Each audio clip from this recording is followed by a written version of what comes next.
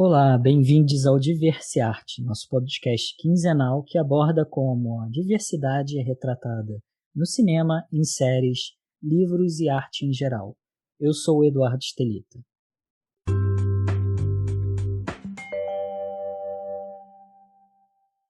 Hoje a Vanessa não vai estar com a gente e nós vamos falar sobre representações do autismo. E o nosso convidado de hoje é o William Shimura. Ele tem um canal no YouTube sobre autismo e em um pouco mais de um ano seu canal atingiu mais de 180 mil inscritos e 3 milhões de visualizações. Lá ele populariza conhecimento, dissemina vocabulário, desfaz falsas crenças e educa pessoas neurotípicas sobre como interagir com pessoas no espectro, além de compartilhar suas próprias vivências com autismo.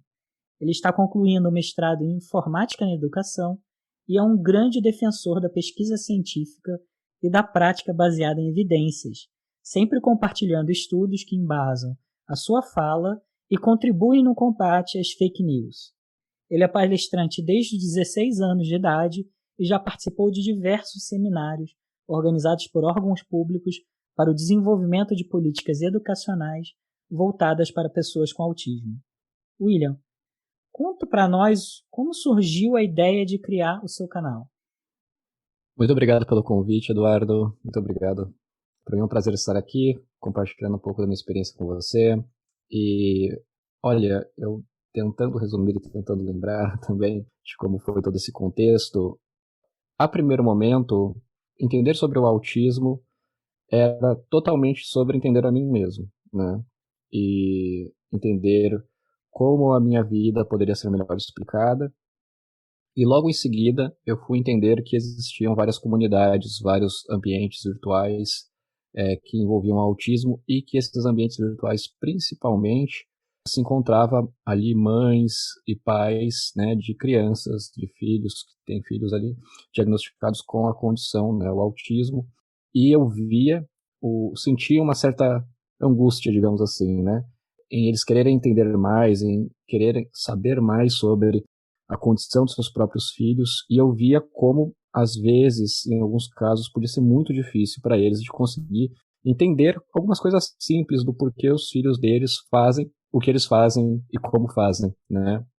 E então eu comecei, aquilo passou a ser uma coisa muito prazerosa para mim, né? De começar a falar com esses pais, a falar com essas mães, explicar o máximo que eu poderia, nessa perspectiva de ajudar mesmo. E eu passei um bom tempo.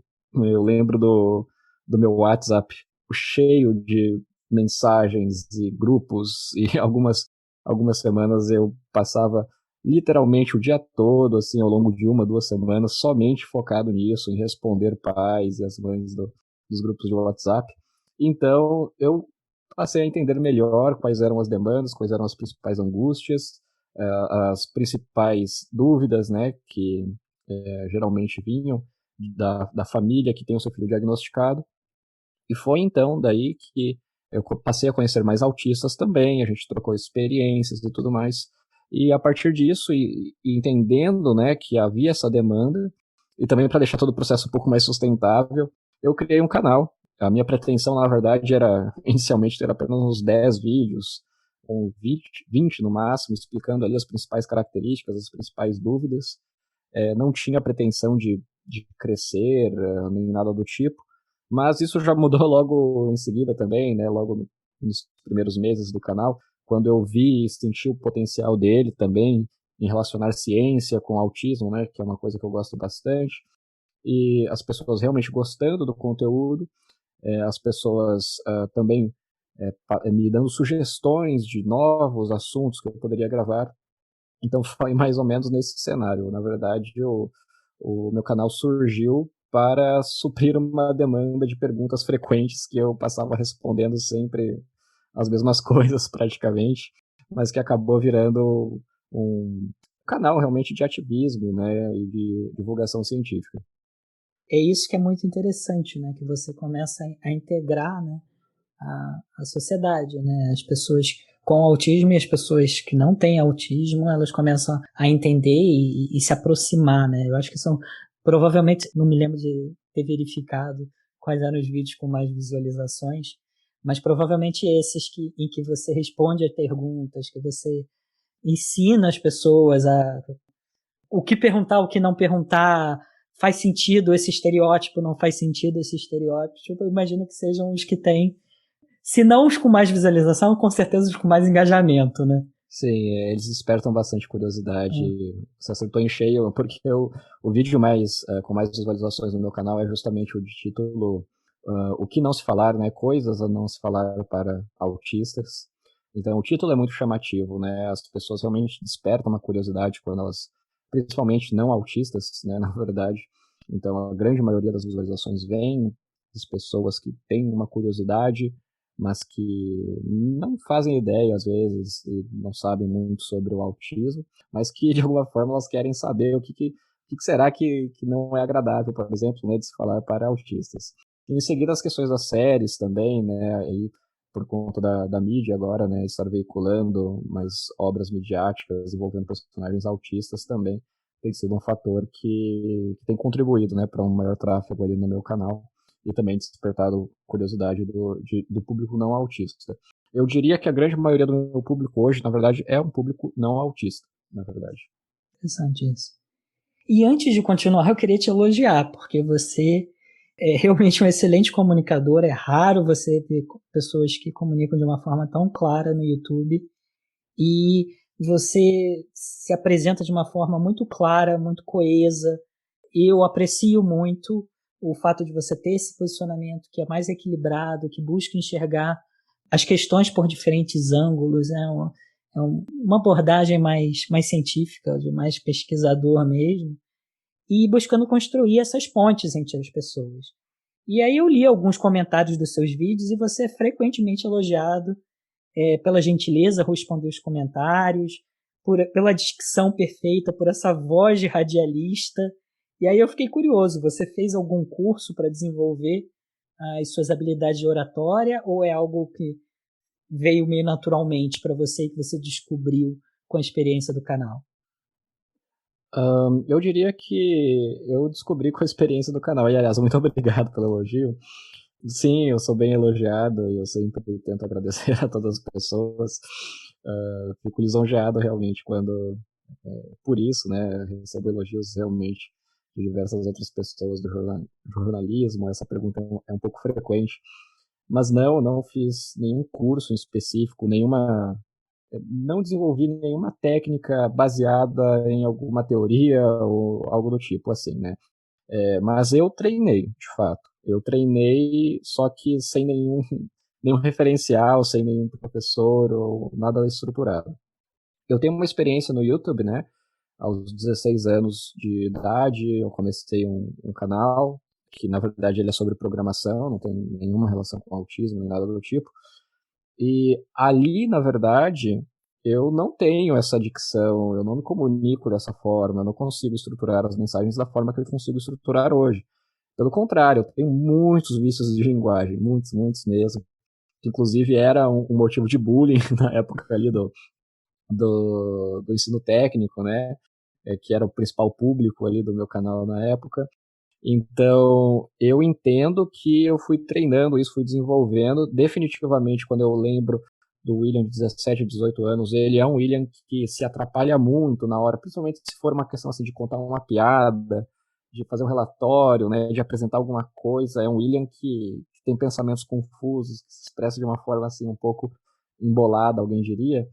Mas, principalmente por conta, né, desses vídeos agora, quando eu comecei esse novo canal, antes de lançar o primeiro vídeo eu treinei muito, então foi uma semana assim, hiper focado mesmo em conseguir produzir o melhor vídeo que eu poderia fazer. Então eu passei uma semana inteira, ou duas, eu não me lembro agora, mas todos os dias treinando até eu não ter mais voz. Então foi realmente uma coisa assim que eu desenvolvi por mim mesmo, porque eu queria, né? Eu gosto de manter o rigor, eu gosto de manter a qualidade ao máximo que eu posso.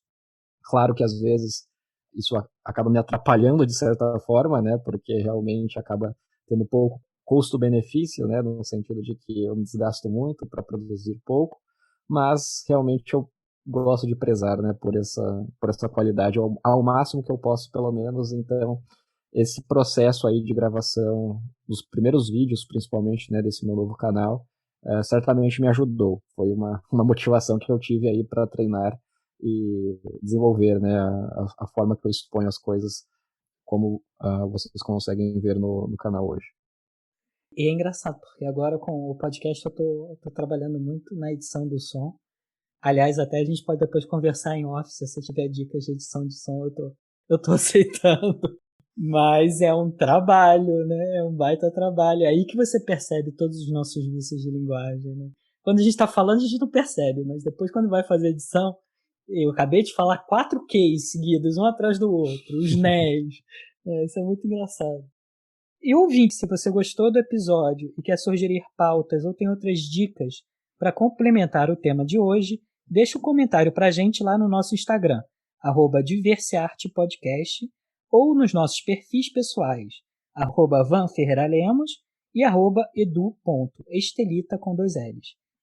Se você preferir, deixa um relato mais longo, livre das restrições de caracteres, ou manda um e-mail para a gente no diverseartepodcast@gmail.com.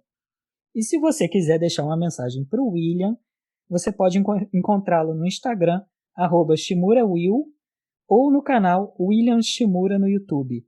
É William com N no final e Shimura com CH. E a gente vai deixar, como sempre, o link na descrição.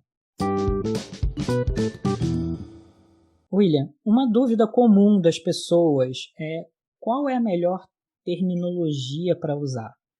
Autismo, TEA, Asperger? Qual é a diferença, por exemplo, entre autismo e síndrome de Asperger? A gente pode pensar a síndrome de Asperger como uma forma, entre aspas, de autismo, né? Aquela forma, aquela manifestação do autismo mais branda. Então, quando a gente está falando sobre síndrome de Asperger, necessariamente a gente tem que pensar em um sujeito que consegue usar a linguagem de uma forma funcional, né? Ou seja, como eu estou usando aqui agora nesse podcast, conversando com você, né, e tudo mais. Eu falo a linguagem de uma forma funcional porque tem autistas que falam de fato, né, eles conseguem vocalizar palavras, frases, mas que não necessariamente é de uma forma funcional, ou seja, eles podem repetir frases de desenhos, frases de filmes, gostam bastante dessas frases, mas que não necessariamente elas estão repetindo essas frases para se alcançar um objetivo, para se solicitar alguma coisa, mas sim mais um sentido de ter um prazer, né, de obter um prazer por repetir várias e várias vezes. Então esse seria o que a gente chamaria de um uso da linguagem não muito funcional, e que é comum nos casos de autismo, principalmente nos casos de autismo mais moderado daí. No nosso entendimento agora, a síndrome de Asperger, né, no entendimento mais atualizado, essa condição não faz mais tanto sentido de ser usada, porque a gente começou a entender que os casos que antes a gente pensava, né, que era uma coisa mais isolada, né, e por isso ela tinha um nome, que aí vem lá da época, né, do Hans Asperger, né, que foi o pesquisador que cunhou esse termo, por volta de 1950, não vou saber exatamente a data, 1949 talvez, mas enfim. Então a gente ainda tem essa herança, digamos assim, desse termo, né, por conta de ser esse pesquisador ali que pela primeira vez propôs que haveria algumas crianças ali que têm esses traços, né, ele descreve ali como crianças que têm muitas vezes uma inteligência acima da média e tudo mais, só que tem esses padrões aí de se isolar, de não interagir tanto e tudo mais, etc. E que a gente carregou, né, até agora, digamos assim, esse legado. Mas agora, na verdade, a gente entende que essa condição, né, que antes a gente chamava de síndrome de Asperger, pode ser melhor compreendida como, na verdade, uma única condição que a gente chama de transtorno do espectro do autismo, né? Então, ela é pertencente a esse espectro e que, especificamente, essa questão do Asperger é essa parte do espectro que é uma manifestação mais branda, né? Enquanto também nesse espectro a gente encontra manifestações mais severas, né, como casos de autismo que vão ter outras condições associadas também, como deficiência intelectual, epilepsia, enfim, ou até mesmo somente o autismo, mas numa severidade tão intensa que compromete a qualidade de vida desse sujeito, que muitas vezes são sujeitos, por exemplo, que não vocalizam e têm uma grande dificuldade, um grande prejuízo na comunicação por conta também dessa habilidade que acaba não se desenvolvendo como esperado no desenvolvimento típico, né? Então, em resumo, síndrome de Asperger é um termo em desuso, mas a gente ainda usa ele por causa das questões jurídicas, garantias de direitos e tudo mais, que aqui no Brasil ainda é necessário, porque a gente está usando uma referência ultrapassada, né, a versão 10 da Classificação Internacional de Doenças, que é proposto pela OMS, mas isso deve mudar nos próximos anos. Em 2022 a gente vai ter uma nova versão, e aí realmente não existirá mais esse termo. A gente pode entender, então, que existe apenas autismo, né, o espectro do autismo. E dentro desse espectro do autismo, há pessoas que precisam de apoio, outras que precisam de um apoio mais substancial e outras um apoio muito substancial. O que popularmente se entende como autismo leve, moderado e severo. Eu, no caso, seria um caso de autismo leve. Obrigado, excelente explicação. E no seu canal você recentemente fez um vídeo sobre o debate, novamente sobre a linguagem, né? Como pessoas não autistas podem se comunicar com pessoas com autismo, né? Sobre esse debate entre autista ou pessoa com autismo dentro da comunidade. Você poderia explicar para os nossos ouvintes qual é a diferença entre a abordagem person first, né, a pessoa em primeiro lugar, e a identity first, a identidade em primeiro lugar, e se existe um termo mais correto para ser usado pelas pessoas que não fazem parte da comunidade quando elas se referem a alguém que está no espectro? Claro. A pergunta anterior acabou sendo um pouco ampla, né? Esqueci de falar essa parte. Para ser bem honesto, a maioria dos autistas não gostam muito do síndrome de Asperger, né? Esse termo, né?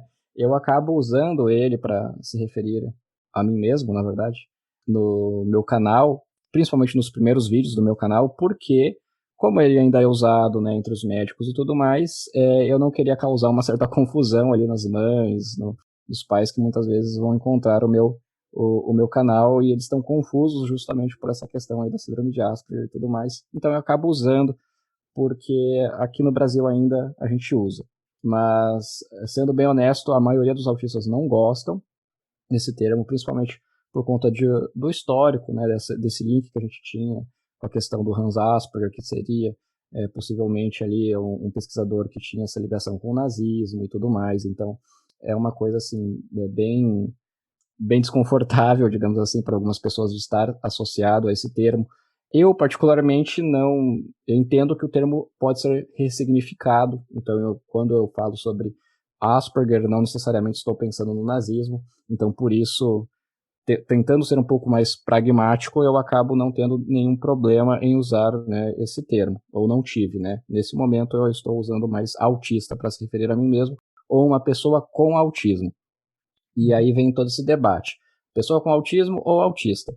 Entre os autistas que se entendem como ativistas, criadores de conteúdo, você vai ver, sim, uma tendência, né, no meu entendimento, dos autistas preferirem ser referenciados, né, referidos como pessoas autistas, e não pessoas com autismo ou pessoas que têm autismo.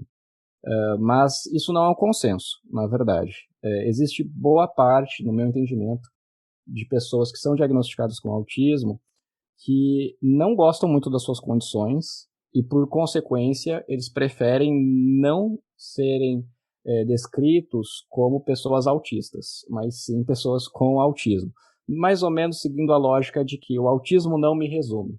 Então, eu sou uma pessoa que tem uma condição chamada autismo, então sou uma pessoa com autismo, seria mais ou menos nesse sentido.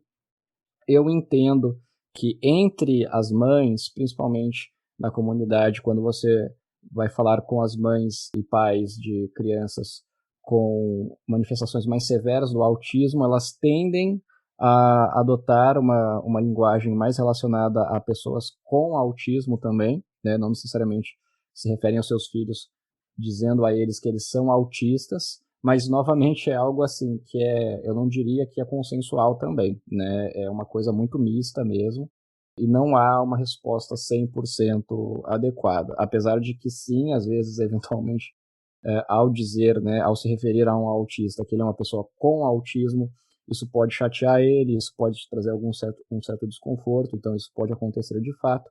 No meu caso, eu intercalo, eu uso os dois. Eu falo tanto que eu sou o William, uma pessoa com autismo, quanto também o William, uma pessoa autista, e para mim, eu entendo que isso não deveria ser, digamos assim, um big deal, né, digamos assim, não deveria ser algo muito relevante, e eu acho que às vezes pode até acabar sendo uma barreira, na verdade, para muitas vezes a gente conseguir uma conscientização mais efetiva às pessoas que realmente querem entender mais sobre, que são leigos, né, nessa questão do autismo. É interessante. E, de uma certa forma, ele se aproxima, né, do debate sobre pessoas com deficiência, que também passou por uma série de transições, né, pessoas com necessidades especiais, portadores de deficiência, e hoje em dia o termo correto, mais respeitoso, é pessoas com deficiência. O que eu acho muito interessante nos seus vídeos é que você consegue descrever experiências bem diversas dentro desse espectro e descreve também os sinais de alerta para os pais. E você se apresenta e descreve experiências de alguém, como você acabou de falar, né, com um grau leve de TEA e consegue, ao mesmo tempo, trazer informações relevantes e livres de estereótipos sobre experiências mais moderadas ou severas.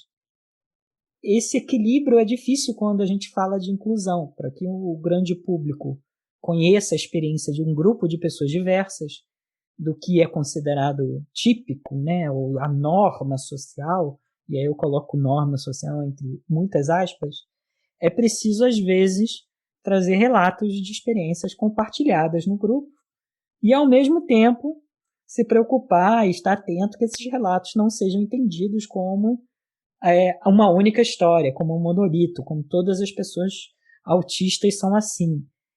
Eu acho que esse é um desafio também para outros movimentos identitários, de grupos minorizados na sociedade. Porém, talvez isso seja ainda maior, uma dificuldade, um cuidado que a gente precisa ter, maior ainda ao se falar de autismo, já que é um espectro. Caminhando um pouco para as artes em gerais e para os filmes, como você avalia a representação do autismo nos filmes e séries e quais os impactos dessa predominância do estereótipo do savant que a gente vê no filme do Rain Man, vê na série O Bom Doutor, que está no Globoplay. Existe essa representação equilibrada do autismo na mídia? Eu certamente diria que não, a representação não é nada equilibrada, né? Mas estamos caminhando. Eu diria que há, sim, desde a época do Rain Man, com certeza uma notável evolução. E aqui, no meu entendimento, principalmente por conta da série Atypical, que, na minha opinião, é a melhor série de autismo, justamente porque ele traz, é claro, inevitavelmente apenas um caso de autismo, né? Não tem como representar, né, através de um caso, ser um caso que vai representar fidedignamente todas as dificuldades aí que a gente encontra no espectro, que é muito amplo, de fato, como você bem mencionou. Mas eu gosto muito do Atypical porque ele acaba sendo uma série que a gente não está falando aqui de um personagem que precisa de uma habilidade muito extraordinária, que não precisa. A gente não está falando de um enredo mirabolante que chama a atenção, que necessariamente é apelativo. A gente está falando de um caso que, na minha opinião, é até bem representativo nas questões familiares, né? Porque as questões familiares, de fato, são muito impactadas quando uma pessoa com autismo recebe o diagnóstico, então eu acho que a série traz isso bem. A série explora diversas dificuldades que, na minha interpretação, são sim acuradas, muitas delas. É muito plausível de se pensar que uma pessoa com autismo teria, né, aquelas dificuldades que o Sam tem em diversos contextos, né? Então eu tendo a gostar dessa série, e principalmente também pelo fato de que ela acaba trazendo mais outros personagens, né, autistas ali, que aí acaba, de certa forma, também ampliando essa noção, essa representação aí do espectro. É claro que, inevitavelmente, falha, né? Falha no sentido de que ela não consegue contemplar todo, né, o espectro. Mas eu entendo que somente a existência de uma série como essa é justamente motivada pelo fato da gente ter essa representação nessas obras de uma forma muito estereotipada até então, né? Que o diferencial é justamente tentar ser fidedigno. Então, eu entendo que mais séries como essa, né, devem surgir. Até agora tem um documentário, né, que é o Amor no Espectro, que apesar de existir aí suas críticas, né, no sentido de que, poxa, talvez não seja a melhor maneira de tratar a questão da socialização com os autistas, expondo eles dessa forma e tudo mais. Alguém pode ter uma crítica nesse sentido, né? Mas pensando na questão da evolução, né, da preocupação em não querer usar o autismo, entre aspas, digamos assim, só dessa forma estereotipada e apelativa para vender ingresso, para vender, né, uma obra que vai chamar a atenção inevitavelmente.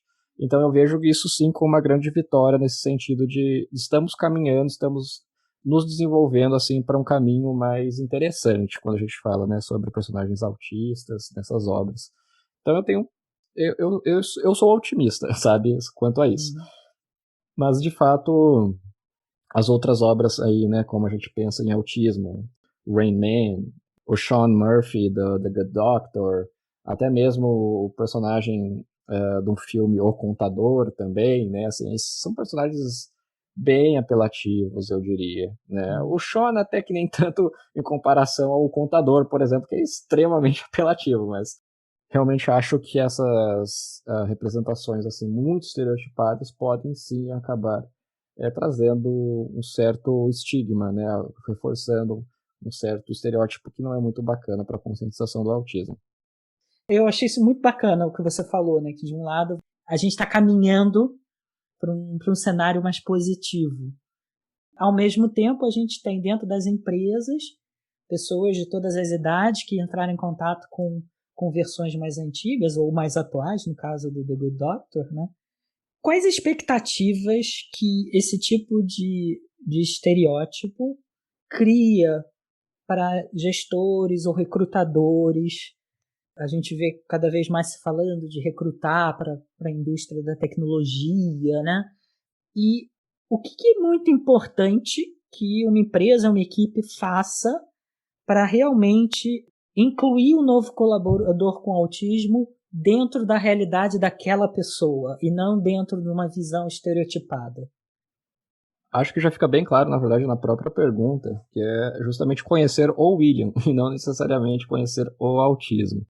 E uma das dificuldades, justamente dessa questão, quando a gente pensa em inclusão para o autismo, é que cada sujeito ele vai ter alguma peculiaridade, alguma necessidade de apoio, que ela pode ser muito variável para cada indivíduo e para cada ambiente.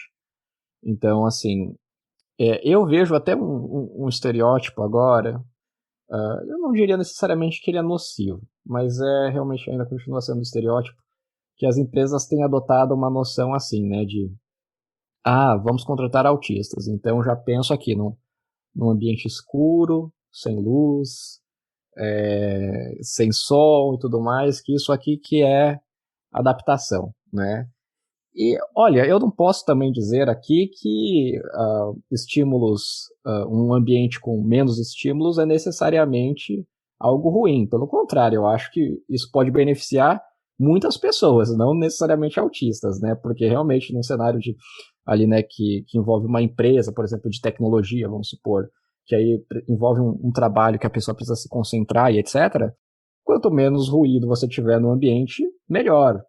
Eu entendo, é claro, que alguns ruídos em específico podem ser nocivos para os autistas. Mas eu tenho visto essa noção assim se criando, né, entre os RHs, que as empresas assim, né, um pouco mais para frente, vamos dizer assim, né, de que poxa, vamos adaptar para os autistas. Aí remove todos os sons, tira todas as luzes e é isso aí, agora está adaptado. E realmente não é dessa forma. Cada pessoa vai ter realmente uma peculiaridade e você precisa conhecer essa pessoa. Você só vai saber o que a gente precisa fazer para melhor incluir o autista é relativo à pessoa autista que a gente está pensando, né? Que precisa ser incluído. Então, inevitavelmente. E nesse sentido, eu entendo que a empresa ter um bom RH, ter um bom profissional, né, que tenha bons métodos de avaliação, investigação, um ambiente, obviamente, livre de bullying, mas eu não acho que eu preciso citar necessariamente para o autismo aqui, né, quando eu falo sobre um ambiente livre de bullying, né, mas infelizmente é algo que acontece, né, e principalmente um ambiente acolhedor e que esteja disposto realmente, né, que crie esse vínculo de segurança com a pessoa, com essa condição, para que ela possa, de fato, solicitar as adaptações que sejam necessárias e que ela se sinta acolhida ali. Outras questões também que eu entendo como questões desafiadoras por parte das empresas é no sentido de plano de carreira, porque os autistas têm uma tendência, né, podem apresentar essa tendência de querer repetir sempre a mesma coisa, sempre a mesma rotina, desempenhar sempre a mesma função, mas não necessariamente isso é compatível com a noção que a gente tem como plano de carreira, que pressupõe muitas vezes uma mudança de função, uma mudança, né, de cargo, uma mudança de ambiente. Então aqui é um desafio interessante, porque ao mesmo tempo que a gente fala sobre progresso, né, e sobre desempenhar outras funções e de adquirir novos repertórios, pode ser que, por exemplo, em contrapartida aos valores daquela pessoa autista, ela não queira trilhar um caminho de progresso, necessariamente como foi proposto. Então aqui é um ponto muito delicado e interessante de se analisar e eu estou muito curioso, genuinamente curioso, para saber como as empresas, como uma melhor empresa, né, digamos assim, uma empresa acolhedora, lidaria com uma situação como essa. Porque ao mesmo tempo que há necessidade do autista se desafiar, né, para todas as mudanças que viriam com esse progresso, né, do plano de carreira dele, também pode vir por parte da empresa de que, poxa, é muito confortável eu deixar o autista apenas desempenhando a mesma função que ele mantém desempenhando e motivado e com o mesmo salário, então talvez eu vou querer deixar ele dessa forma. E se ele gostar ainda, se manter daquela forma e ele gostar ainda de se manter daquela forma, melhor ainda, porque aqui para a empresa está ótimo.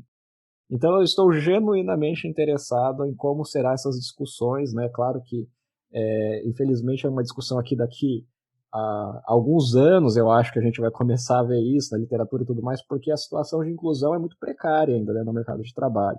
Então a gente estamos no básico, que é garantir cotas, que é, de alguma forma, elucidar as empresas de que autistas podem sim contribuir, né, para o seu corpo de trabalho.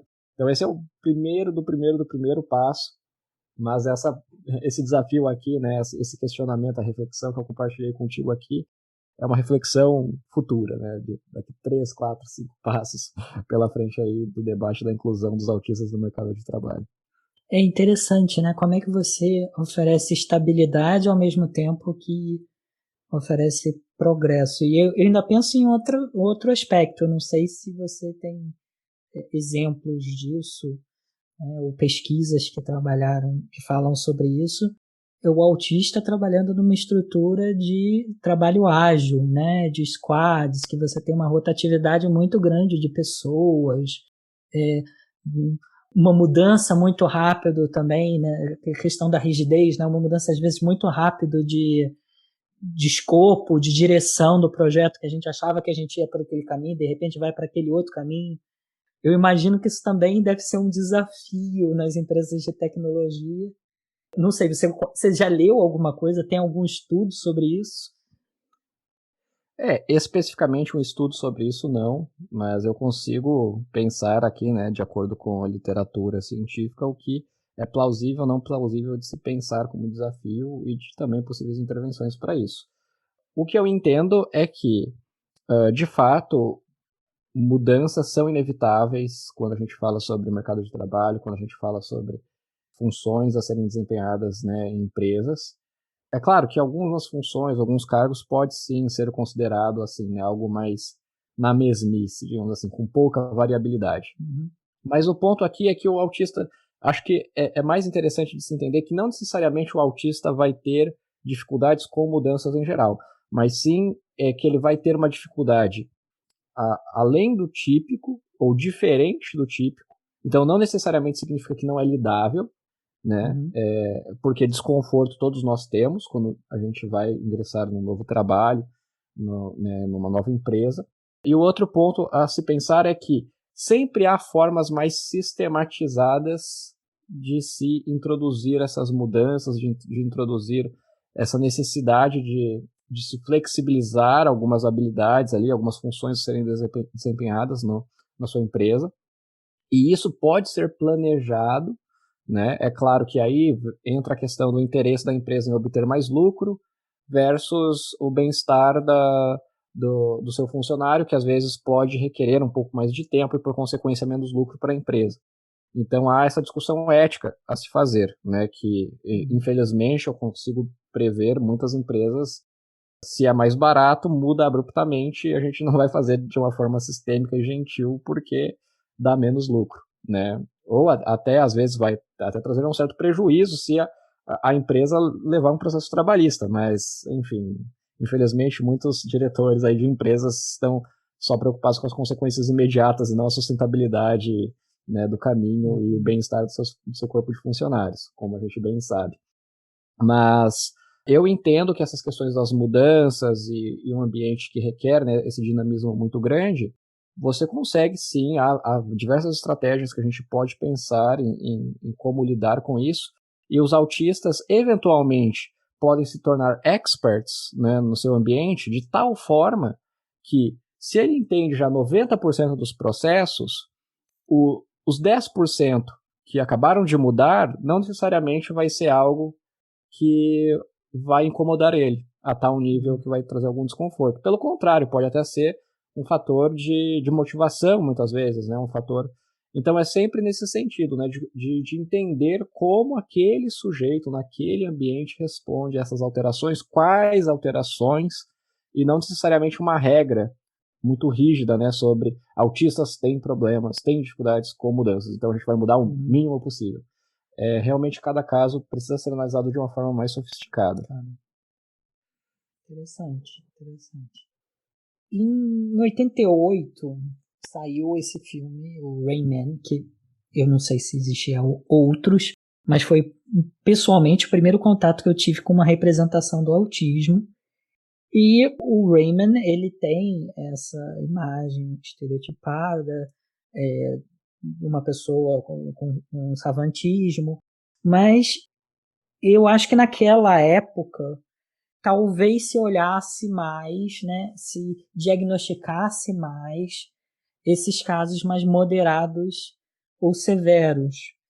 E eu me lembro que no ensino fundamental, nesse mesmo período, eu tinha um melhor amigo que não se encaixava definitivamente com a imagem estereotipada do Rayman, mas que até mesmo estudando um pouco mais sobre o assunto, vendo você descrever alguns comportamentos no seu canal, eu olho para trás e me pergunto se eventualmente ele também não tivesse ou tem um grau leve de autismo, né? Aqui o que eu estou querendo perguntar, obviamente, não é fazer diagnóstico das outras pessoas, não faz o menor sentido isso. Mas a minha dúvida é que em um dos seus vídeos você conta como foi importante para você receber o diagnóstico e que, ao mesmo tempo, você tem pessoas próximas a você que não se interessam em buscar o diagnóstico. O que você diria para os adultos dessa época, né? Eu sou dos anos 80, que hoje tem 30, 40 ou mais, e que podem começar a se questionar nesse momento da vida se eles estão ou não no espectro. O diagnóstico a essa altura, ele vale a pena? E se sim, quais os cuidados e os primeiros passos que a gente tem que tomar para não cair nas armadilhas da pseudociência do YouTube, os questionários de internet? Como é que a pessoa pode buscar isso se ela achar que vale a pena? Eu considero que um bom medidor para saber se vale ou não vale a pena ir atrás de um diagnóstico, independente de qual idade a gente está falando. Aliás, independente não, se a gente está falando de crianças, certamente vale a pena um diagnóstico, porque tem toda uma série de benefícios. Com essa informação, a gente pode, profissionais, educadores, podem usufruir dessa informação para pensar em formas mais especializadas, né, de se educar e tudo mais. Então, eu tendo a pensar que sempre vale a pena um diagnóstico quanto criança, Enquanto adulto, sim, pode ser um pouco mais questionável isso, né? No sentido de que pode existir um sujeito que já trabalha, ele é casado, tem uma vida ali estável, né? Ele diria, no julgamento dele, mas que aí ele começa a ter esses questionamentos. E aí o ponto é, vale ou não vale a pena para esse sujeito buscar por um diagnóstico? E eu acho que o bom medidor aí é o quão motivado esse sujeito está. Ele realmente quer, ele realmente acha que faz sentido ir atrás? Porque se de alguma forma ele achar que faz sentido, então vale a pena. Agora, se ele viu essa informação, alguém deu essa informação para ele, ele até abriu Wikipedia ou um vídeo no YouTube, viu alguma coisa sobre, e ele pensa assim, pode ser, não sei, tanto faz. Aí se ele não tem essa motivação, então não vale a pena. Porque eu entendo que o principal valor, né, de ser diagnosticado na vida adulta é justamente você ter uma referência, um modelo teórico, um transtorno, seja lá como você preferir, né, um nome, né, um norte, seja lá como você for descrever isso, para entender e descrever melhor o porquê você faz determinadas coisas, da forma que você faz, né? E isso te ajuda muito no quesito autocompreensão. Aliás, autoconhecimento. E pode ser, né, na verdade, que isso te ajude. Porque se você não se sente motivado, se você não é uma pessoa que liga para isso, ou que é possível que o autista seja preconceituoso e ele não goste de estar associado ao autismo, então eu não consigo prever como isso ajudaria ele. Pelo contrário, talvez até seria um caso que seria um fator que dificultaria, né, mais a vida dessa pessoa, e que existe sim, de fato, casos assim, né, de pessoas que foram buscar por ajuda, algum apoio, acabam tendo essa hipótese do autismo, acabam sendo diagnosticados com autismo e eles não gostam disso e preferem esconder essa condição, né, escondem da família, deixa só guardado com eles mesmos, e isso acontece de fato. Então eu penso assim, né, que vale a pena na medida que você acha que faz sentido, que vale a pena. Se você acha que faz sentido, certamente vale, sim. E também entendo que a melhor porta de entrada, digamos assim, para a busca de um diagnóstico é você ir atrás de um profissional que tenha experiência com autismo. Então pode ser um neurologista, pode ser um psiquiatra, pode ser um psicólogo. Estamos aqui falando de profissionais que geralmente lidam com a saúde mental, né? Pode também ser um neuropediatra, porque apesar de ser um neuropediatra, em um caso de adulto, muitas vezes, né, o neuropediatra sim acaba diagnosticando e investigando casos na vida adulta, porque é o profissional que acaba estudando mais autismo, né? E o autismo é uma condição que, para você ter o diagnóstico, inevitavelmente você vai precisar resgatar o background de como você foi na infância e tudo mais. Então, o mais importante é você buscar por um profissional que tenha experiência, que realmente conheça o autismo, né? Porque a grande maioria dos profissionais não tem essa bagagem, e pode ser um psicólogo, pode ser mais alguém da área médica mesmo. E eu entendo que a porta de entrada deve ser sempre baseado na sua dificuldade, na sua peculiaridade que você identifica hoje em dia. Então, busque o profissional, mas busque também para a melhoria, né? Não necessariamente assim, eu quero um diagnóstico. Muitas vezes você não consegue, você não encontra esses serviços, né, na sociedade. Um serviço de diagnóstico. Claro que existem sim especialistas em psicodiagnóstico, você até encontra esses serviços. Mas ainda assim, muitas vezes, esses profissionais trabalham sob demanda, né? Então, sob indicação de algum profissional que primeiro vai te investigar, vai entender quais são as suas dificuldades, suas peculiaridades, e todos nós temos, né? E aí, em base disso, né, se solicita daí um serviço de psicoavaliação. Então, eu entendo que esse é o melhor caminho. E você falou das crianças também, né? Desse diagnóstico nas crianças. E hoje em dia a gente vê cada vez mais personagens nos desenhos infantis apresentando um conjunto de comportamentos associados a pessoas com autismo, personagens que são declaradamente autistas, ou comportamentos que podem ser codificados como autismo. E arcos inteiros dos personagens são dedicados para ensinar tanto crianças neurotípicas como uma criança com autismo pensa e interpreta algumas situações e como interagir com elas e incluí-las, quanto fornecendo um espelho para crianças que estão no espectro, para que elas se sintam representadas e aceitas e acolhidas. Alguns desses personagens são o André, da Turma da Mônica, o Carl no desenho para crianças menores, Arthur, a Entrapta no novo desenho da She-Ra e a Peridot no Steven Universo. São personagens completamente diferentes, apresentando não só comportamentos codificados no espectro, que são bem distintos, mas também vivências bem diferentes em relação às expectativas que a sociedade impõe sobre eles. Como especialista em educação, como você enxerga esse aumento de representatividade de diferentes tipos de autismo em desenhos infantis e como, nas associações das quais você faz parte, como os pais de crianças no espectro têm recebido essas representações? Em geral, a recepção tem sido positiva, sim, né, no meu entendimento.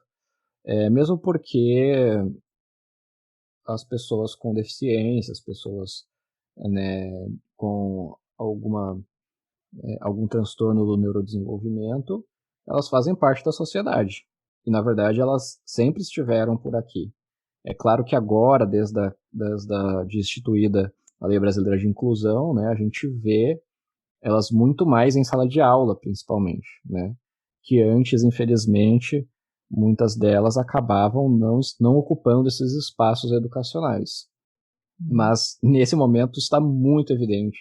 Nunca se falou tanto sobre autismo, né, por exemplo, quanto a gente se fala hoje, e por consequência outras condições também, né, não necessariamente o autismo, mas eu acho que o autismo acabou sendo, né, uma condição assim mais alvo, né, que recebeu mais atenção, inevitavelmente.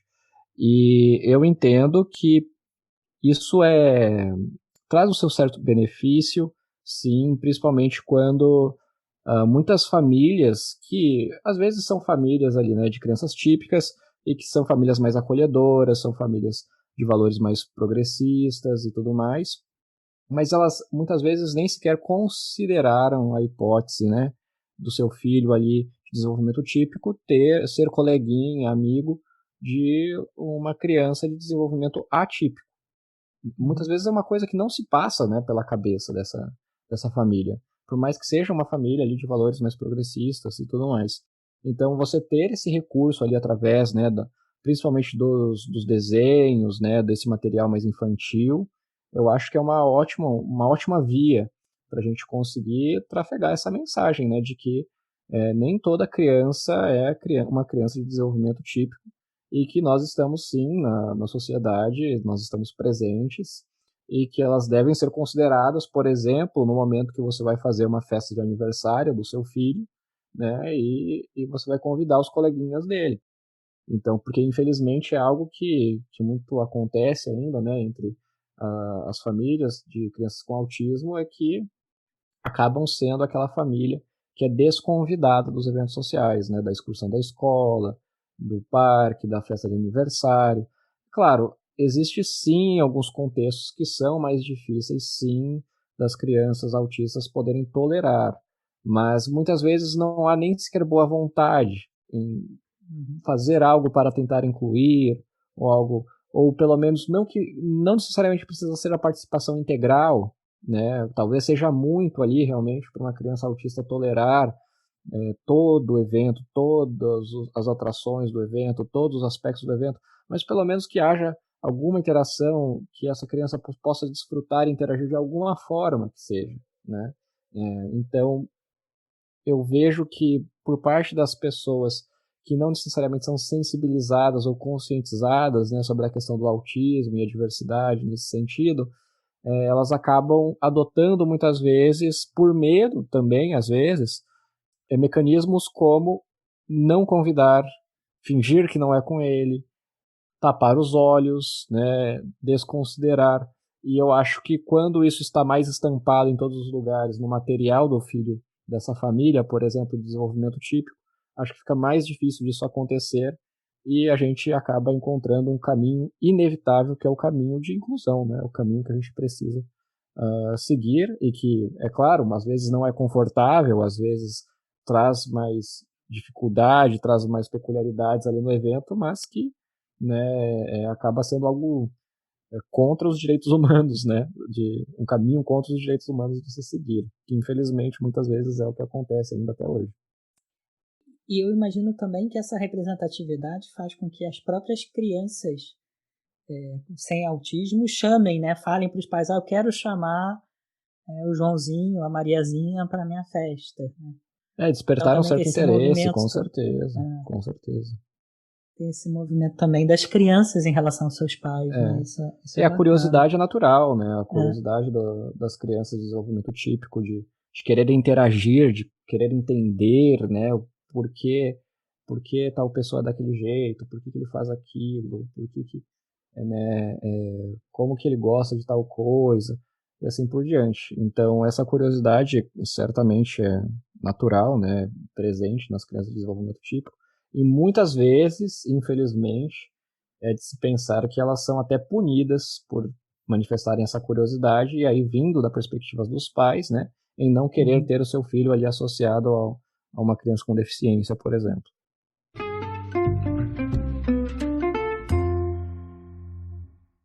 Eu queria aprofundar um pouquinho mais nas suas especialidades em educação.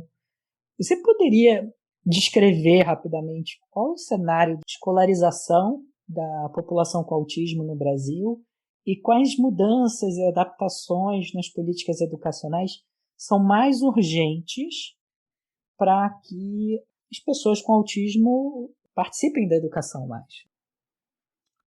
Bom, como eu citei antes, nós temos aí, né, a Lei Brasileira de Inclusão, muito inspirada na Convenção de New York, que tanto se fala agora, justamente por causa desse novo debate do decreto, e com ela nós vemos também uma série de direitos, incluindo o direito da pessoa com deficiência, o autista, né, mais especificamente aqui nesse debate, de estar na escola regular, né? Então, nós vemos justamente esse aumento de matrículas, né, dessas pessoas com autismo, e outras condições também, né, na escola regular, justamente por causa dessa lei, também, né, por causa dessa lei, na verdade, mas eu diria que principalmente. E o cenário é que, infelizmente, em muitos casos, o que a gente tem é isso, é literalmente isso, a gente tem a matrícula, a gente não tem mais nada além disso, né. Em alguns casos, você encontra, sim, escolas, por exemplo, com professores AEE, com salas de recursos, né, multifuncionais, mas que são salas que muitas vezes são pouco utilizadas. Na prática, são utilizadas uma horinha, né, por dia ou por semana ainda, ou é apenas o cenário, é apenas o local que é usado quando o aluno, o autista, né, o educando autista, ele está em um momento mais de crise, e aí, leva ele para a sala multifuncional, para ele brincar, para ele fazer uma coisa assim, sabe? Então ela acaba sendo um recurso evasivo, né, muitas vezes. É claro, aqui eu estou citando alguns exemplos, mas a quantidade de educandos autistas, né, e aí agora estou pensando mais nos casos moderados e severos, principalmente, que não recebem muito apoio ali para estar na escola regular, né, na sala regular de ensino, é muito grande, né, sem nenhum apoio. Muitas vezes nem o acompanhante terapêutico, né, o monitor, esse termo pode variar de município para município, mas por lei, né, esse educando com necessidades educacionais especiais, ele tem o direito a uma pessoa ali, né, que vai estar zelando por ele, de alguma forma auxiliando ele ali nas tarefas do dia a dia, e que na prática são pessoas que não têm nenhum preparo, muitas vezes, ou que ela nem sequer existe, ou que ela já está tão sobrecarregada, né, que ela não consegue, na prática, auxiliar em praticamente nada, se não em casos que já a criança já está em crise, e aí esse monitor, esse acompanhante terapêutico, na verdade, vai fazer um papel ali de conter esse aluno, que é um absurdo, na verdade, né, que por lei ninguém pode conter ninguém, né, que isso fique bem claro, apenas as pessoas que especificamente podem lidar com crises agressivas são as pessoas que têm que ter uma certa capacitação, né? Então tem uma acreditação toda para isso, e que infelizmente a gente não encontra nas escolas pessoas capacitadas com essa acreditação para lidar com crises agressivas.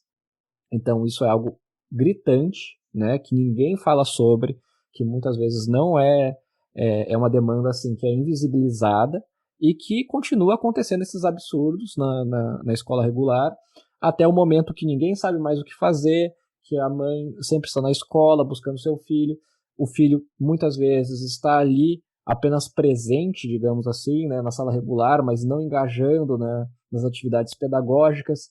E assim, sendo bem sincero, eu conheço muitos professores que foram professores meus, que pertencem a escolas que eu visitei, e que se demonstraram muito interessados em aprender mais sobre como eu posso adaptar a minha aula para incluir tal aluno. O que eu posso fazer para, de alguma forma, deixar a minha aula melhor para ele? E a resposta nunca é simples. Eu não consigo trazer uma dica genérica para falar assim, olha, você tem que fazer isso, isso e aquilo. Então, para mim é muito claro que o primeiro passo é uma boa avaliação de cada caso. E geralmente essa avaliação, no meu entendimento, deve ser feita pela pessoa que é mais especializado em educação especial, que seria a figura do professor AEE, no meu entendimento, né, do atendimento educacional especializado. Então, para mim é crucial, assim, a demanda urgente, eu acho, né, e esse é só um primeiro passo, seria nós termos avaliações de verdade e a elaboração de planos individualizados de ensino de verdade em base dessas avaliações. Não estou falando de uma avaliação aqui de bater o olho e ver, ou pegar um documento que foi emitido por um médico e a partir disso já desenhar o futuro da criança. Não, estou falando de avaliação de verdade, usando protocolos que estão na literatura científica, que avaliam diversas questões assim, de habilidades pré-requisito. Muitas vezes a gente cai no erro de querer deixar uma criança, por exemplo, na escola regular, tolerando um ambiente muito variável, com muitos estímulos, etc., sendo que nem em casa, na frente do videogame, num ambiente super confortável, aquela criança consegue permanecer sentada por, sei lá, 10 minutos que seja.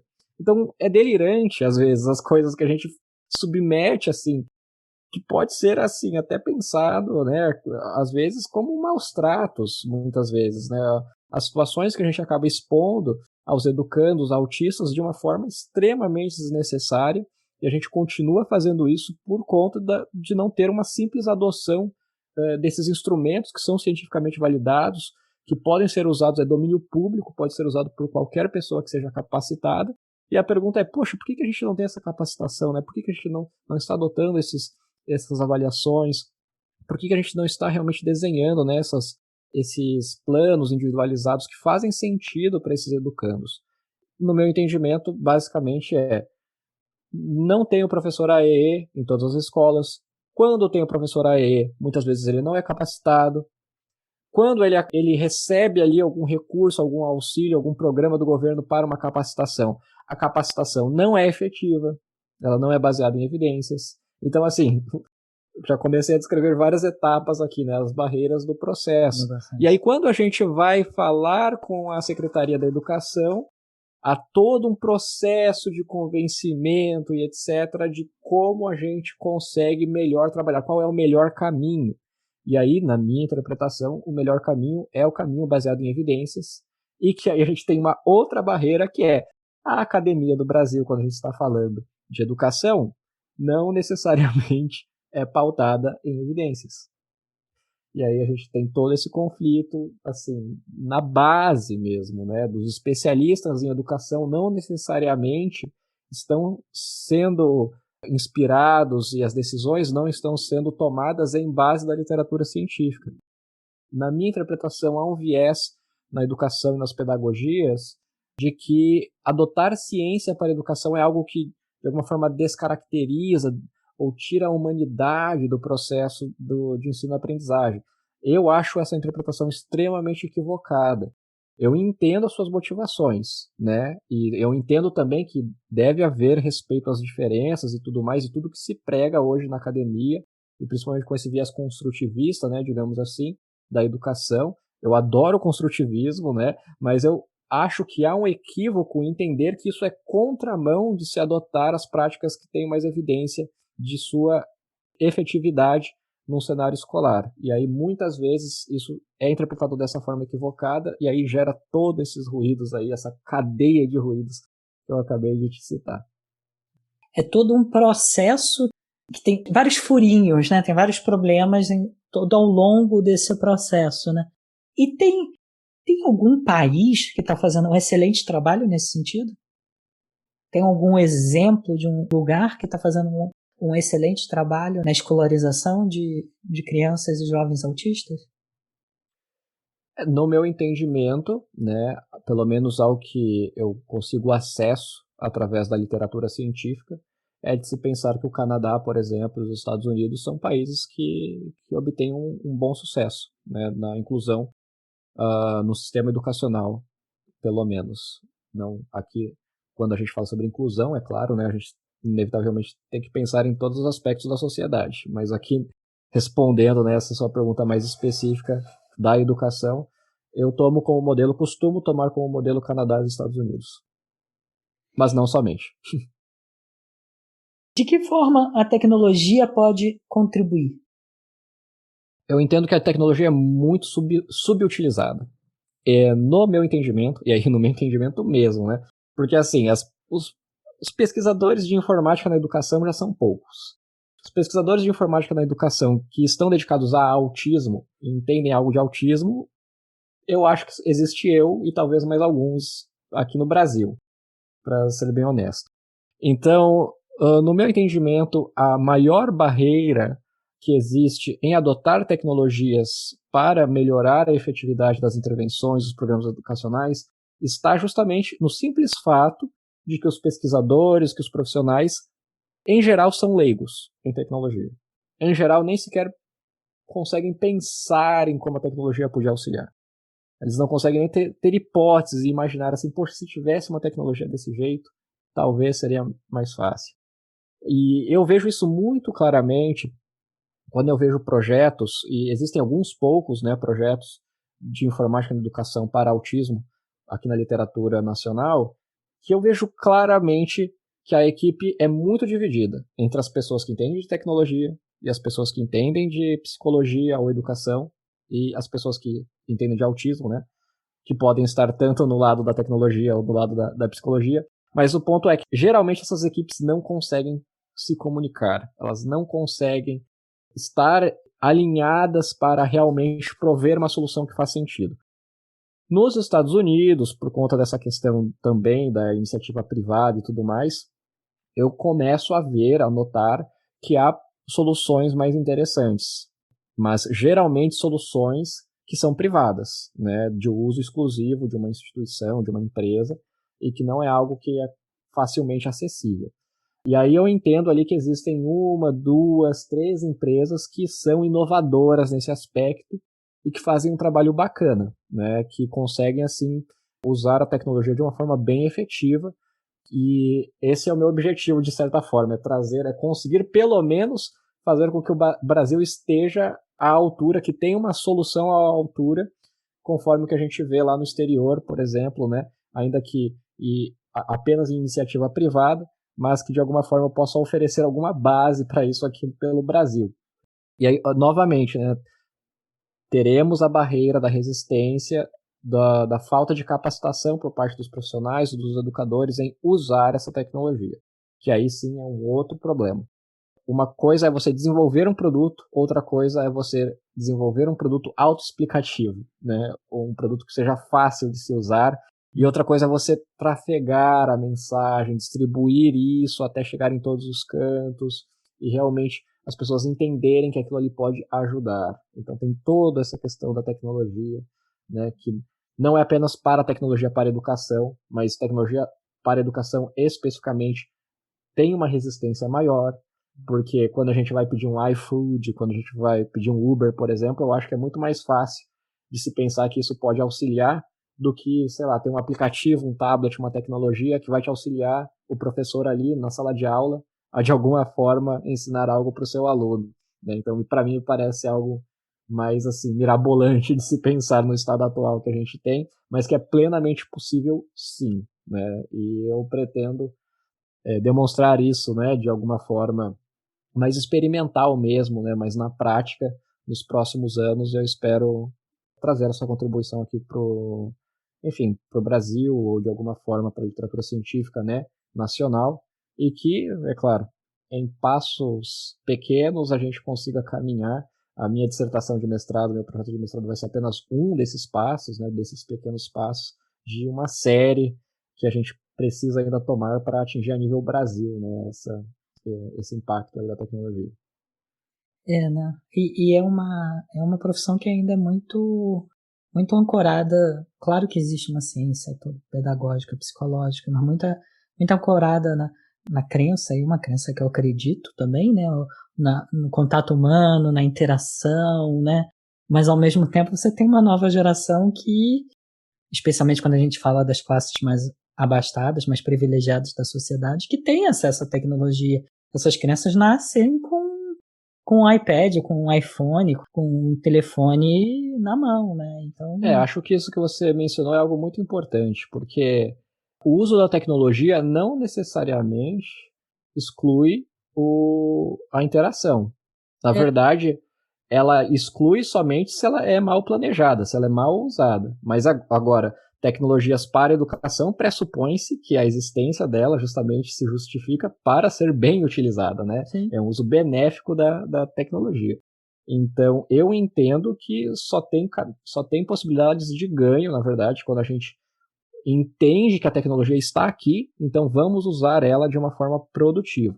Mas o que você falou é interessante, sim, e no meu entendimento como pesquisador, eu, por exemplo, seria contrário a usar alguma tecnologia para um caso de autismo, por exemplo, de uma criança autista que não necessariamente se interessa por tecnologia.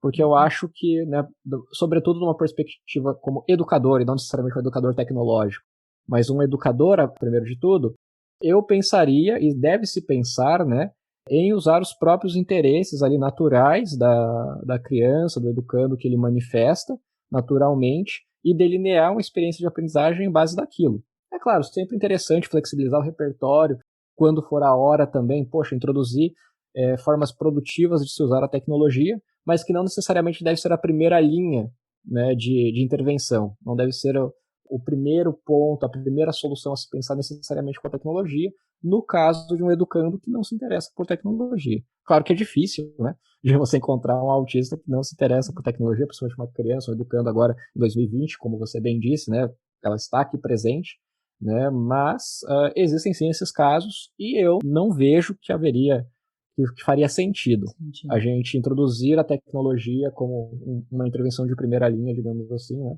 para um caso de um educando que não se interessa. Eu tenho tido a experiência agora com o nosso curso. A gente utiliza a mente, a gente utiliza a mira, a gente utiliza uma série de recursos andragógicos.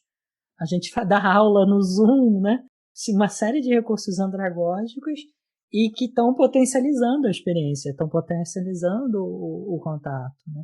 E que às vezes até facilitam, né? Outro dia eu estava num curso, a gente estava organizando um curso e o pessoal a gente estava falando dos breakout rooms, né? Que jogava as pessoas para o breakout room e aí voltava as pessoas automaticamente. Gente, para o educador isso é maravilhoso.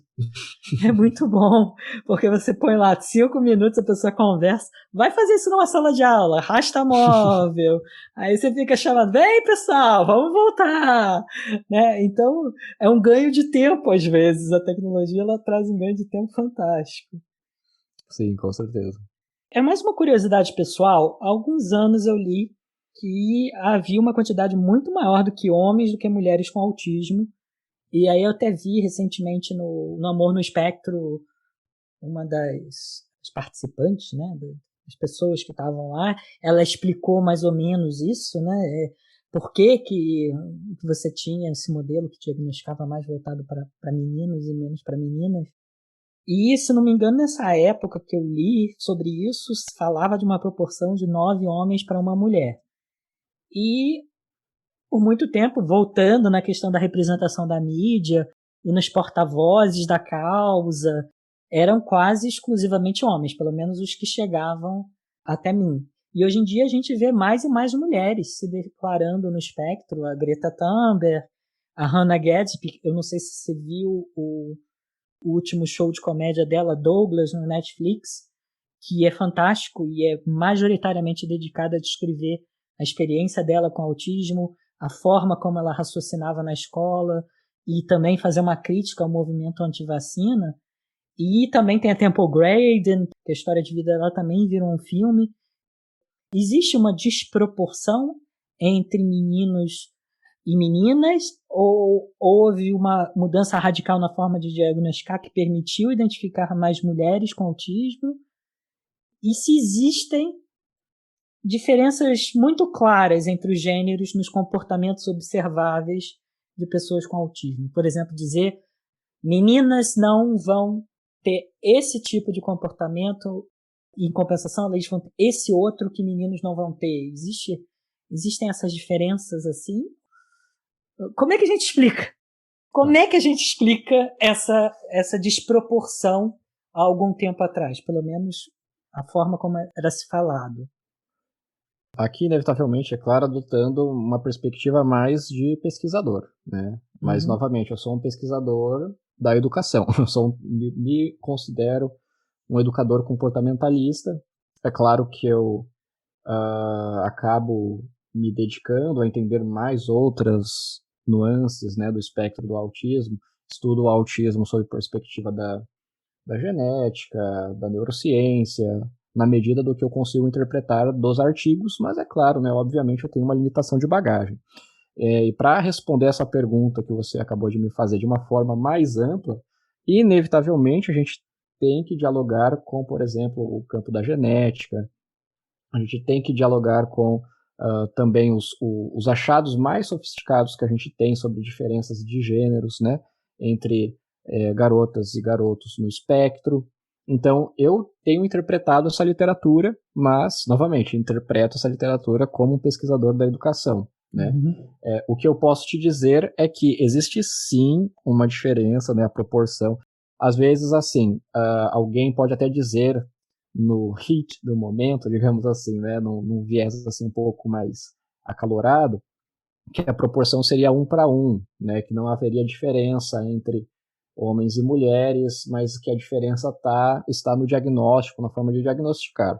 Eu entendo, para mim, muito claramente, que não é esse o caso, que existe sim uma diferença, né, e que não há razões para acreditar que existe a mesma quantidade de garotos, né, de homens autistas e mulheres autistas. Essa diferença, segundo os últimos achados, ela está mais por volta dos 3,5 para 1, né? Então, predominantemente, né, para o lado dos homens. E há na literatura algumas hipóteses a nível genético daí que explicaria o porquê isso ocorre, por que a incidência, né, do autismo é maior, é mais frequente nos homens do que nas mulheres. Mas, no meu entendimento, não é também algo que é consensual e muito bem aceito. São hipóteses ainda, né? São achados que seriam plausíveis de se explicar o porquê isso acontece. Outro achado interessante, agora respondendo a sua pergunta de há diferenças notáveis entre, né, diferenças claras entre homens e mulheres autistas? E a resposta é, há diferenças, certamente a nível significativo, a tal ponto que temos um parágrafo no DSM-5, né, que é um dos manuais de referência, o maior manual de referência para diagnóstico de autismo que a gente usa hoje, a nível mundial. Então temos um parágrafo justamente para alertar ali, né, os profissionais que estão usando ele como referência de se atentarem a muitos aspectos ali do autismo que podem ser mascarados, podem estar ali, né, de alguma forma mais difícil de se enxergar e de se observar entre as mulheres. Então, para você ver o nível das evidências que a gente já tem a tal ponto de termos, né, esse parágrafo dedicado a isso ali no DSM, mas quando você pergunta a diferença clara, e no meu entendimento eu diria que não é tão claro. Justamente por isso que a gente tem os mesmos critérios tanto para homens quanto para mulheres ainda. Porque a gente justamente não sabe exatamente quais são essas diferenças. Tem surgido estudos nesse sentido. Então a gente vê na literatura científica, por exemplo, alguns estudos que sugerem que talvez as garotas não tenham tantos movimentos repetitivos estereotipados, né, os famosos stimming, muitas vezes, né, que a gente gosta de chamar, quanto os garotos. É uma possibilidade. Talvez, né, se isso realmente se confirmar, poxa, eu entendo que isso seria um fator que, de fato, seria uma barreira para o diagnóstico, né? Porque as estereotipias é muito associado ao autismo e certamente facilitaria ali, né, no olhar clínico, por parte de um profissional que diagnosticaria ou não autismo, a presença ou não dessas estereotipias. Há outros fatores também nas evidências da literatura que você encontra, por exemplo, sugestões de que mulheres talvez consigam se socializar um pouco melhor e os seus déficits fiquem menos óbvios do que os déficits dos homens. Que, por exemplo, pode ser que em um grupo ali de socialização, um homem autista, né, um garoto autista, ficaria obviamente, nitidamente excluído, enquanto uma garota autista poderia ter essa tendência de pelo menos estar entre o grupo. Mas é claro, mesmo entre o grupo, tendo seus déficits de interação, tendo suas dificuldades de comunicação, mas que como não é tão nítido, né, quanto o caso de homens, pode ser que, né, seja um fator ali, que seja uma barreira do diagnóstico.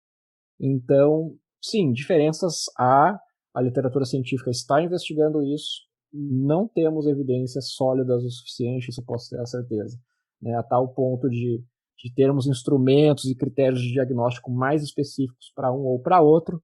Então, por enquanto, não tem nenhuma característica que eu possa te dar validade externa, né? Uhum. É claro que eu posso tentar aqui observar, né? Ao que eu tenho observado, por exemplo, garotas autistas geralmente são de tal jeito, garotas autistas geralmente fazem tal coisa. Isso seria uma observação minha, né? Pouco valiosa, eu diria assim, né? Pouco pertinente em relação a todo um estudo científico que pode ser feito de uma forma bem mais criteriosa e sem vieses, né? Desconsiderando o meu próprio viés, né, viciado de interpretação. Então, nesse sentido, eu não saberia te dar nenhum exemplo, a não ser esses que eu acabei de te falar, que são sugestões que a gente encontra na literatura científica hoje, e que eu imagino que conforme o tempo nós teremos mais evidências e possivelmente critérios diferentes, sim, de homens para mulheres. Possivelmente, não sabemos ainda se vai ser o caso. Tá se construindo esse conhecimento ainda. Né? Isso, exatamente. Diversarte Podcast na crista da onda. William, eu também gostaria de aproveitar para recomendar para os nossos ouvintes duas obras sobre autismo que me marcaram muito. Para mim foram duas referências que me abriram muitos olhos. Eu queria ouvir também se você já conhecia essas duas, para essa diversidade que me emocionaram muito. A primeira é um romance bem curto, que dá para ler em uma tarde, chamado O Estranho Caso do Cachorro Morto, escrito por um inglês chamado Mark Haddon. Esse livro até ganhou prêmios lá na Inglaterra.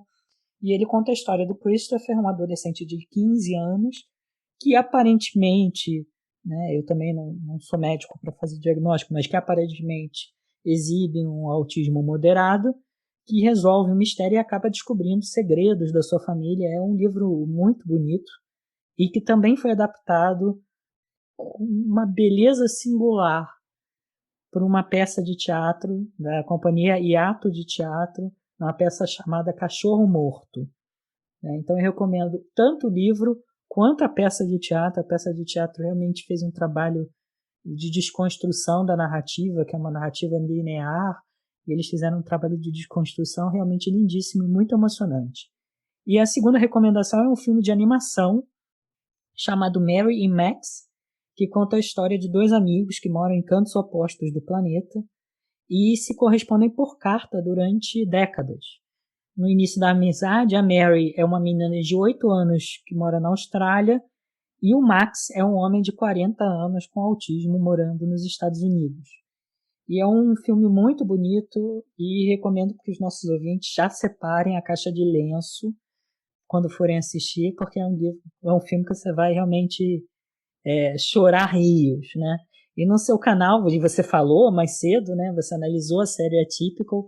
Eu recomendo muito esse vídeo em que você analisa a série, é realmente muito legal. Teria outro filme, série, livro ou artigo científico que você recomendaria para os nossos ouvintes que são leigos e queiram se aproximar um pouco mais do conteúdo, conhecer um pouco mais a realidade de pessoas autistas. Citarei aqui 2 livros que não são ficção, na verdade, né? Eu realmente não leio ficção, não costumo, pelo menos, né? Mas eu posso citar 2 livros aqui que são muito bons. Um é do professor doutor Luciano Lacerda, Transtorno do Espectro Autista, uma brevíssima introdução. A editora é CRV. Esse é um ótimo livro de introdução para se entender o autismo, assim, um resumo assim, do que funciona para o autismo, o que é o autismo, quais são as hipóteses, o que a literatura científica sabe. E é um livro curtinho e fácil e leve de se entender e que traz, assim, né, amplia o entendimento sobre o autismo de uma forma bem legal, assim, e bem rigorosa ao mesmo tempo, né? Rigorosa no sentido de ter ali uma acurácia científica muito legal. E outro livro que eu posso citar é da jornalista Gabriela Bandeira. O livro é Singularidades, um olhar sobre o autismo. Na verdade, é em base de um documentário que ela fez ali, que ela acabou entrevistando várias famílias, né, e autistas. Então, acabou ficando uma história muito bacana em base dessas entrevistas que ela fez ali com diversas pessoas da comunidade do autismo. São pessoas que, enfim, estão ali, né, na comunidade, muitas vezes ativistas também, né, nos movimentos pró direitos das pessoas com deficiência também. Então foi uma coisa bem legal o trabalho que ela fez para entender mais assim, né, a vivência mesmo do diagnóstico, dos desafios do dia a dia, tudo mais. Então acabou ficando um livro bem bacana e eu recomendo esse também.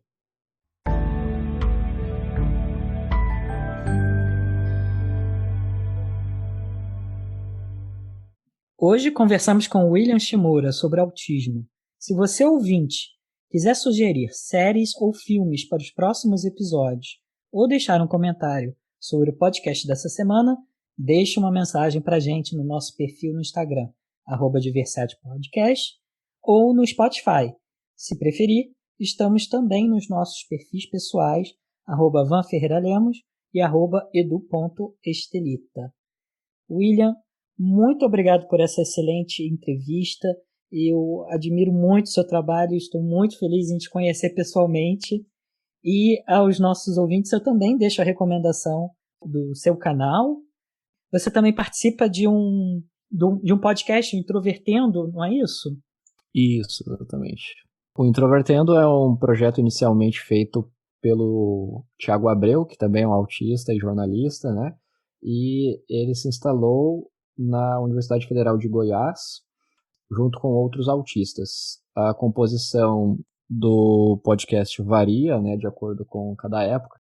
Eu sou um membro que chegou um pouco atrasado, na verdade. Eu passei a integrar o podcast esse ano. E lá nós discutimos diversos assuntos relacionados ao autismo. Sempre, cada episódio ali é um tema específico que é relacionado com autismo, ou não, na verdade, né? Porque o Thiago, host, ele gosta bastante de músicas e outros temas, né? Não necessariamente relacionados ao autismo, e às vezes temos episódios especiais também envolvendo esses interesses.